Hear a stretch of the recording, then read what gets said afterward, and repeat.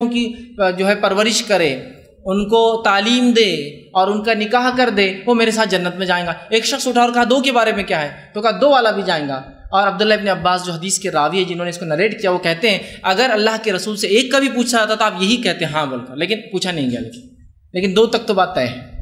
3 اور 2 لڑکے پہ ایسی کوئی خوشخبری نہیں دی گئی کہ بھائی 3 کو پال لو تو فلاں ہو جائے گا، کیونکہ اسلام جانتا ہے۔ اور لڑکیوں کا مزاج بھی ایسا ہوتا ہے کہ لڑکا پڑوس میں رہتا ہے ماں کے اور باپ کے، اس کو خبر نہیں ہوتی، لڑکی پتہ نہیں کہاں امریکہ میں بیاہ دی ہے، وہاں سے روز فون کر کے پوچھتی ہے امی کیسے، ابا کیسے، تو ان کی محبت بھی ایسی ہوتی ہے۔ تو اسلام نے کہا ان کا درجہ بھی ویسا ہے نا، پڑوس میں ہو کے نہیں پوچھتی، وہ دور سے فون کر کے پوچھتی ہے۔ تو بہرحال اسلام نے ان کو خاص مقام دیا ہے، کہا 3 کو جو کر لے کامیاب، 2 کو کر لے کامیاب، 1 کا بھی پوچھا جاتا تو آپ یہی کہتے ہیں۔ ایک مرتبہ ایک حدیث میں آتا ہے کہ آپ صلی اللہ علیہ وسلم کے پاس ایک صحابی نے، ان کا بیٹا آیا، اس سے محبت کی، لاڑ کے اور بٹھا لیا، بیٹی آئی تو کچھ نہیں کیا، تو آپ نے کہا تو نے ظلم کیا، تو نے ظلم کیا، تو نے جیسا اپنے بیٹے سے محبت کی تھی بیٹی سے ویسا کرتا۔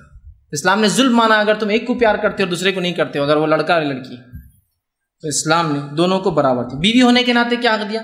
بہت سے لوگ عورتوں کو شیطان کا پیروکار مانتے ہیں، جیسا پچھلی میں نے آپ کو وضاحت کی۔